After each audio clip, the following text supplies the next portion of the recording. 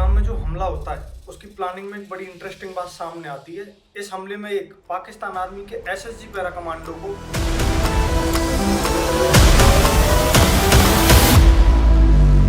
फरवरी और मार्च में एलटी और टीआरएफ की जो मीटिंग होती है उनमें इस हमले का ब्लूप्रिंट बनाया जाता है और फिर हमले से ठीक 4 दिन पहले यानी 18 अप्रैल को एनआईए की एक रिपोर्ट में यह सामने आता है कि बैसारन वैली से 2 किलोमीटर दूर इन हमलावरों को यहाँ के 2 कश्मीरी लोकल्स ने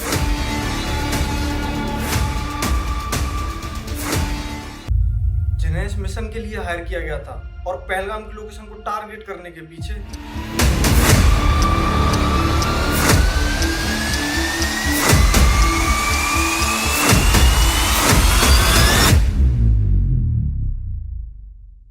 अप्रैल जम्मू कश्मीर के अनंतनाग डिस्ट्रिक्ट में पहलगाम की बैसारन वैली, जो कि पहलगाम से करीब 7 किलोमीटर दूर है, जिसे भारत का मिनी स्विट्जरलैंड भी कहा जाता है, दोपहर के करीब 2:30 बजे इस टूरिस्ट स्पॉट पर एक बड़े आतंकी हमले को अंजाम दिया जाता है, जिसे देखकर पूरे देश की रूह कांप जाती है।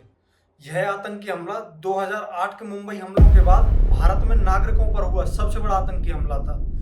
इस हमले में 26 लोगों की जान गई और 20 लोग इंजर्ड हुए।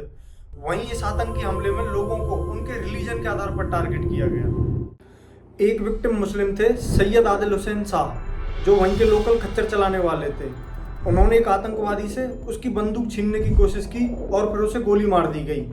इनके अलावा एक क्रिश्चियन थे और बाकी के 24 लोग जो मारे गए वो सब हिंदू थे, जो अलग अलग जगह से घूमने के लिए आए हुए थे। सबसे पहले कानपुर के शुभम द्विवेदी, जिनकी अभी कुछ समय पहले शादी हुई थी, अपनी पत्नी के साथ कश्मीर घूमने आए थे। आतंकवादियों ने शुभम से पूछा हिंदू हो या मुस्लिम। शुभम के हिंदू जवाब देने पर उनके सर में गोली मार दी गई।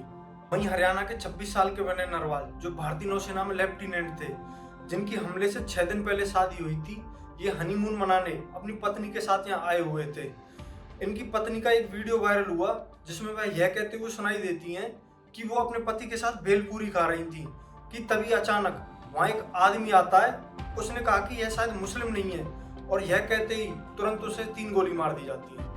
क्या बोलते भेलपूरी खा रही थी, मेरा पति साइड में था, एक इंसान आया, उसने उसको गोली मार दी। यहाँ पे उसने बोला कि ये शायद मुस्लिम नहीं है, उसने उसको गोली मार दी। नहीं।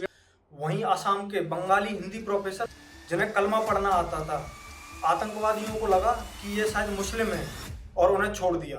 58 साल के सुशील नथानियल, जो इस हमले में अकेले क्रिश्चियन थे और मध्य प्रदेश इंदौर के निवासी थे, ये अपनी पत्नी जेनिफर, बेटी आकांक्षा और बेटे ऑस्टिन के साथ कश्मीर में ईस्टर मनाने आए थे।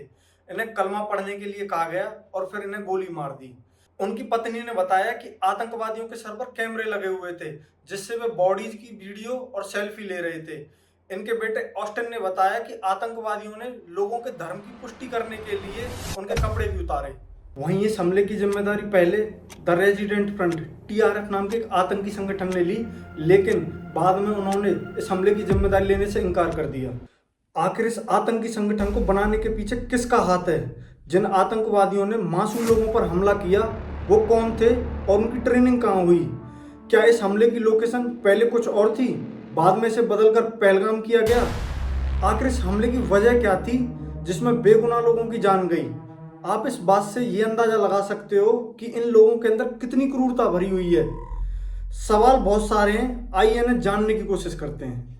5 अगस्त 2019 को जम्मू कश्मीर से आर्टिकल 370 हटाया जाता है, जिससे जम्मू कश्मीर का विशेष दर्जा खत्म हो जाता है और उसके ठीक 2 महीने बाद 12 अक्टूबर 2019 को सोशल मीडिया ऐप टेलीग्राम के थ्रू टीआरएफ के होने की पुष्टि की जाती है, जो कि एक इस्लामिक आतंकी संगठन लश्कर-ए-तैयबा का ही एक प्रॉक्सी ग्रुप है।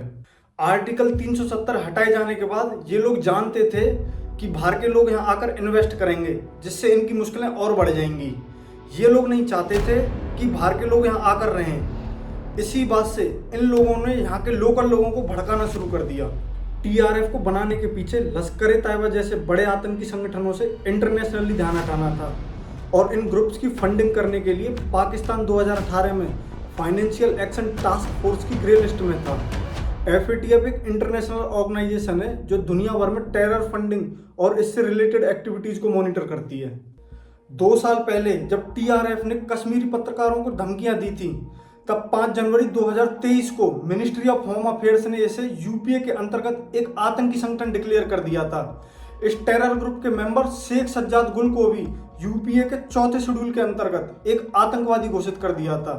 एक इंटेलिजेंट असेसमेंट के मुताबिक यह सस्पेक्ट किया जाता है कि सैफुल्ला कसूरी भी इसके साजिशकर्ताओं में से एक है। इंडियन एक्सप्रेस की एक रिपोर्ट के अनुसार एनआईए की जांच में यह सामने आया है कि 4 से 5 आतंकवादियों ने इस हमले को अंजाम दिया, जो M4 कार्बाइन और AK-47 मॉडर्न राइफल्स के साथ आर्मी की वर्दी में आए हुए थे। इस आतंकी हमले को एक टूरिस्ट ने अपने कैमरे में रिकॉर्ड किया, जो उस समय जिपलाइन यूज कर रहा था। वहीं के लोकल खच्चर चलाने वाले ग्रुप ने 11 घायल टूरिस्टों को खच्चरों और स्ट्रेचर्स की मदद से पहलगाम हॉस्पिटल में एडमिट कराया। हमले के करीब 20 मिनट बाद इंडियन आर्मी वहां पहुंचती है और लोगों को रेस्क्यू करती है। हाई एल्टीट्यूड लोकेशन होने की वजह से इस जगह पर या तो केवल खच्चर और पैदल के रास्ते ही पहुंचा जा सकता था। देखिए, जो ये 5 लोग थे जिन्हें इस मिशन के लिए चुना जाता है और पहलगाम की लोकेशन को टारगेट करने के पीछे सैफुल्ला कसूरी का हाथ है, जो कि लश्कर-ए-तैयबा का डिप्टी चीफ है। इस सब की प्लानिंग में कि कैसे इस हमले को अंजाम दिया जाएगा, कौन सी लोकेशन को टारगेट किया जाएगा और किन किन लोगों को इस मिशन के लिए चुना जाएगा, इस सब की प्लानिंग में फरवरी और मार्च 2025 में पाकिस्तान और पीओके में 2 हाई लेवल मीटिंग की जाती हैं, जिसमें लश्कर-ए-तैयबा, हिजबुल मुजाहिदीन, ISI के टॉप कमांडर होते हैं। ये जो 5 लोग चुने जाते हैं, इनमें 3 पाकिस्तानी होते हैं, आसिफ फौजी, हाशिम मूसा और अबू तला। और इस हायरिंग की एक सबसे इंटरेस्टिंग बात ये होती है, ये जो हाशिम मूसा है, ये पाकिस्तान आर्मी का SSG पैरा कमांडो होता है। पाकिस्तान आर्मी इसकी सर्विस को टर्मिनेट करके लोन पर इसे लश्कर-ए-तैयबा को दे देती है। इसका मतलब ये है, लश्कर-ए-तैयबा के जितने भी ऑपरेशंस होंगे उन्हें ये लीड करेगा। और ये भी कहा जाता है कि कम से कम ये पहले 3 हमलों में भी शामिल रहा है। और 2 लोकल कश्मीरी होते हैं। पहला आदिल हुसैन ठोकर, जो जम्मू कश्मीर के अनंतनाग डिस्ट्रिक्ट के बिजबेड़ा गांव का रहने वाला था। ये 2018 में पाकिस्तान जाता है और यहाँ पर अलग अलग जगह पर ट्रेनिंग करता है। और दूसरा एहसान, जो पुलवामा का रहने वाला है, ये भी 2018 में पाकिस्तान जाता है और अलग अलग आतंकी ठिकानों पर मिलिट्री ट्रेनिंग करता है।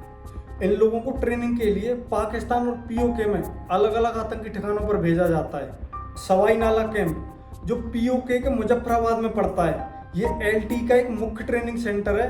भारतीय सेना के अनुसार 2024 में सोनमार्ग और गुलमार्ग में हुए हमलों के साथ साथ 2025 के पहलगाम हमले की प्लानिंग भी यहीं पर हुई थी।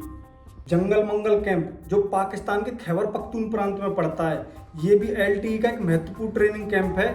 सूत्रों से पता चलता है कि इन आतंकवादियों को यहाँ भारतीय सीमा में घुसपैठ करने से पहले यहीं ट्रेनिंग दी गई थी।